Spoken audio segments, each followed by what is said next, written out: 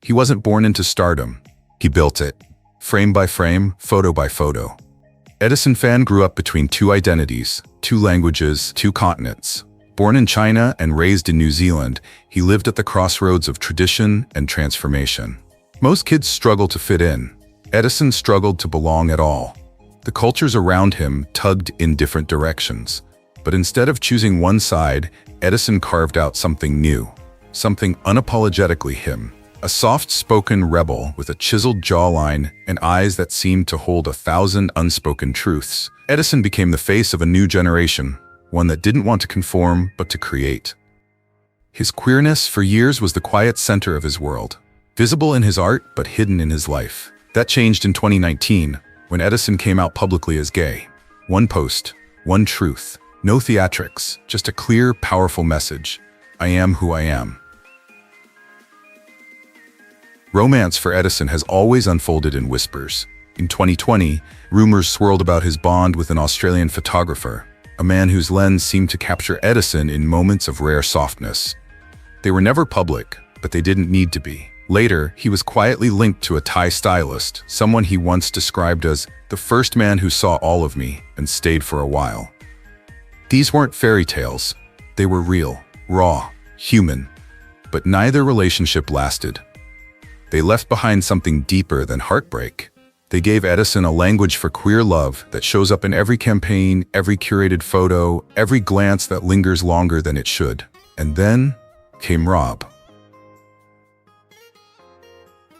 In June 2024, Edison proposed to Rob Seo, a Korean creative director, beneath the blues of Paris. No filters, no flash, just a quiet afternoon, a black velvet box, and a love strong enough to stop time. The two had met 2 years earlier at a queer fashion fundraiser in Seoul, and what started as a spark turned into something sacred. The image of Edison on one knee beneath the Eiffel Tower, smiling, shaking, holding back tears, went viral. But what it represented was even bigger, the freedom to love without apology. Today, Edison Fan isn't just a model. He's a storyteller, a truth bearer, a man who's turned his visibility into visibility for others. And just when you think the spotlight couldn't get any brighter, a new name emerges from Thailand. Bold, brilliant, and beloved, meet Krit, the next chapter in this journey of fearless love and identity.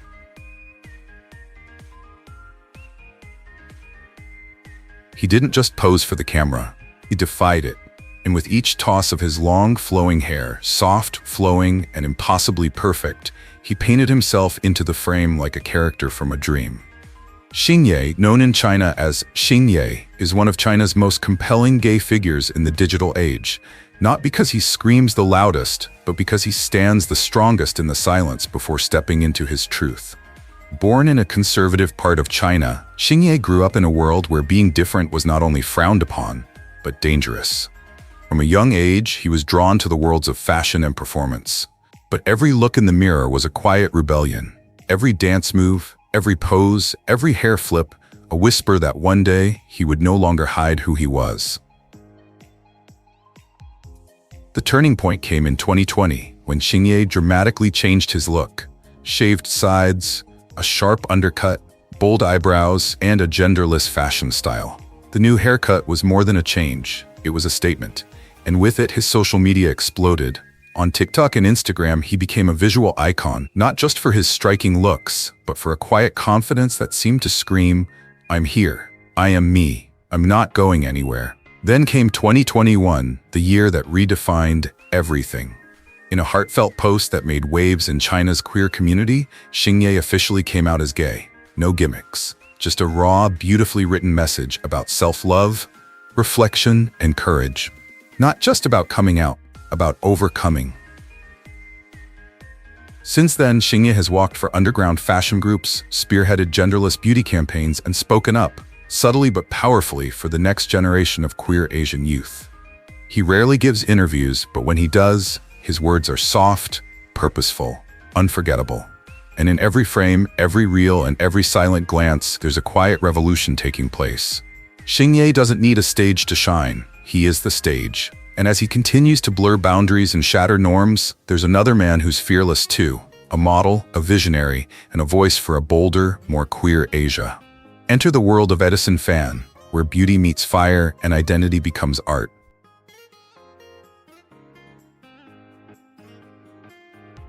You don't just hear his voice, you feel it. In a world overflowing with polished idols and industry-made stars, Krit stood out not by being the loudest, but by being real.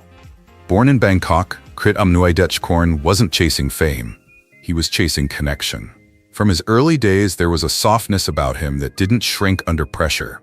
It bloomed. He wasn't the boy who demanded attention. He was the one who earned it, note by note. Long before the stardom and screaming fans, there was just a quiet kid who loved to sing. And when he did, the room, the world, everything simply stopped to listen.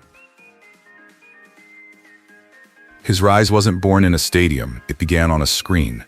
In 2020, I Told Sunset About You changed everything.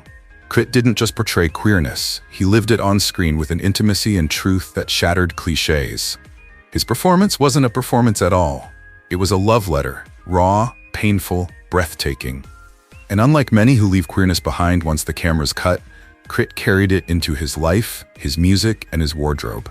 He never needed to explain or label himself. Every note he sang, every ruffled shirt and eyeliner stroke spoke louder than words. His songs became anthems of longing and liberation, love stories where gender was irrelevant and feeling was everything. By 2023, he wasn't just making art, he was making space. Red carpets, sold-out arenas, slow-burning ballads. Krit turned tradition on its head with elegance, not defiance. He didn't fight the system, he outgrew it. In interviews, he offered clarity without confession. I don't see love in genders, I see it in connection. His privacy isn't a shield, it's a boundary born from self-respect. And the glimpses he does share, a touch, a lyric, a glance off stage, are enough. Because Krit isn't chasing representation. He is representation. Messy, glittering, and gloriously unfiltered. And as his voice reaches far beyond Thailand's borders, our journey takes a turn toward a legend whose voice still echoes through time. Let's step into the luminous, everlasting world of Leslie Cheung.